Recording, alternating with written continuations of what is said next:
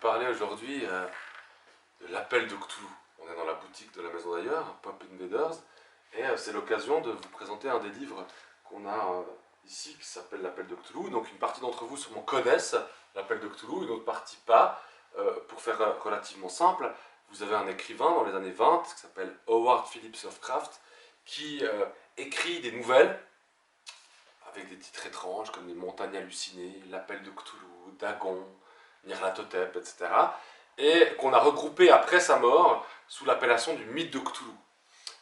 Et Lovecraft écrit ces nouvelles qu'il publie dans des magazines américains qu'on appelle les Pulp Magazines, dont l'ensemble des collections, enfin l'ensemble de ces titres se trouve à la maison d'ailleurs, dans les collections du musée par ailleurs. Et c'est un univers très particulier, un univers qui s'est d'ailleurs décliné en jeux de société, en jeux de cartes, en jeux vidéo, en film. Il est même à l'origine en fait, du travail de l'artiste suisse HR, Hans Rudi Giger, que vous connaissez sûrement, puisque c'est le papa de la créature d'Alien. D'ailleurs, la créature d'Alien, celle qui va inspirer ou intéresser Ridley Scott lorsqu'il est en train de faire le Alien qui sortira en 1979, c'est une peinture qui s'appelle Necrom 4, Necrom pour Necronomicon, le Necronomicon étant par ailleurs le nom d'un livre qui apparaît dans les nouvelles de Lovecraft et qui permet d'invoquer des créatures étranges qui s'appellent les Grands Anciens. En gros, ce livre-là, l'appel de Cthulhu, c'est la nouvelle originelle, écrite en 1926 mais publiée en 1928 dans un magazine qui s'appelle Amazing Stories. Donc vous avez la nouvelle qui est illustrée par Baranger, un illustrateur français qui va illustrer certaines séquences de cette nouvelle qui, comme vous pouvez le voir sur ces images, se passe dans un monde un peu lugubre comme ça, avec des gens qui vont à la recherche des cultes ancestraux, des créatures étranges.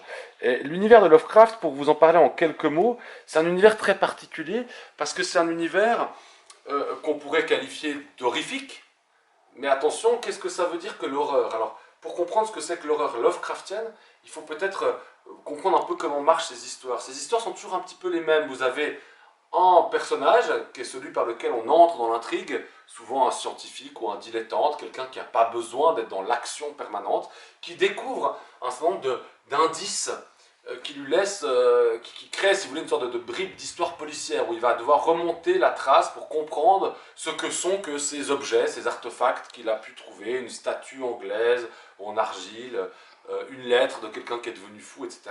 Et au fur et à mesure de cette enquête, en fait, le personnage va découvrir qu'il existe dans les plus profonds de la Terre des créatures étranges, des créatures extraterrestres, appelées les Grands Anciens, qui ont des noms imprononçables d'ailleurs, qui attendent pour reprendre possession de la Terre.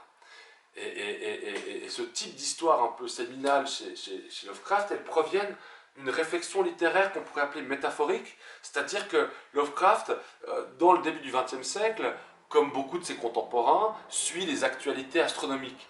Et d'un coup, l'astronomie, en particulier au début du XXe siècle, s'est rendu compte que l'univers était beaucoup plus grand que ce que l'on connaissait, et tellement grand qu'il y avait tellement de planètes, d'étoiles et autres, que l'existence humaine était une existence parmi des millions ou des milliards d'autres, possiblement. On n'a jamais pu démontrer ça, mais de fait, la plupart d'entre nous croyons que sur d'autres planètes, la vie s'est développée.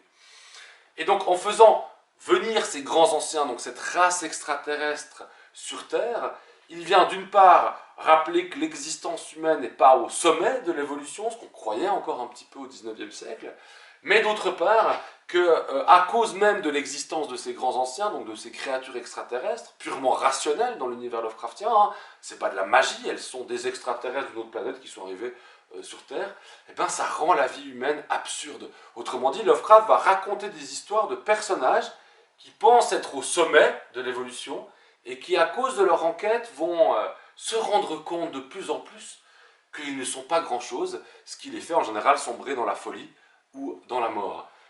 Lovecraft est peut-être un des premiers auteurs à avoir raconté l'émotion que l'on peut éprouver lorsqu'on se rend compte que notre vie est absurde. Et lorsqu'on s'en rend compte, pourquoi? Parce que les théories astronomiques du moment nous le rappellent. Nous rappellent qu'on n'est pas grand-chose à l'échelle cosmique. Sauf qu'habituellement, on n'éprouve pas d'émotion par rapport à ça, on l'apprend comme un savoir. Et chez Lovecraft, il va essayer d'émotionnaliser ça. D'un coup, on va vivre la vie de quelqu'un qui découvre du jour au lendemain qu'un jour sa vie a un sens, et le lendemain elle n'en a plus. Et ce passage-là, c'est ça l'horreur, hein, parce que c'est ça qui, c'est ce passage entre, disons, je suis au sommet à je suis rien, que va vivre le lecteur, que va vivre le personnage qui sombre dans la folie, et c'est ce sentiment de voir quelqu'un sombrer dans la folie qu'on appelle l'horreur, hein, puisque le lecteur se rend compte de ce que lui n'a pas expérimenté comme émotion.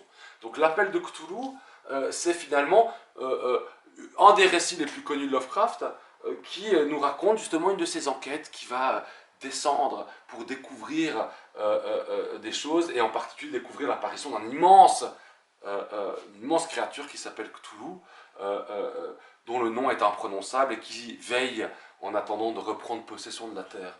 Hein, c'est une sorte d'équipée étrange qui nous fait descendre dans les plus profonds, dans les profondeurs, on va dire, non pas de notre inconscient, mais dans les profondeurs d'émotions qu'on n'a jamais pu éprouver.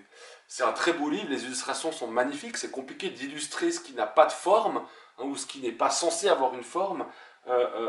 Ça, c'est l'appel de Cthulhu. Et pour ceux qui auraient peut-être un petit peu peur de l'horreur Lovecraftienne, en sachant qu'il y a 2 volumes qui sont sortis, l'appel de Cthulhu et les Montagnes hallucinées, bah, comme je vous l'ai dit, il y a plein d'artistes, mais aussi plein de jeux qui sont inspirés de Cthulhu, en particulier cette petite figurine pop, hein, on a fait une version un peu voilà, assez marrante, c'est Cthulhu, qui lui fait un petit peu moins peur, et quelque part n'est pas tellement dans le projet Lovecraftien, mais qui montre à quel point cette créature Lovecraftienne est devenue une sorte d'icône de la pop culture. Il y a même des ouvrages pour enfants aujourd'hui, par exemple Cthulhu d'or pour les 2 ans ou 3 ans, qui racontent des petites histoires pour endormir vos enfants.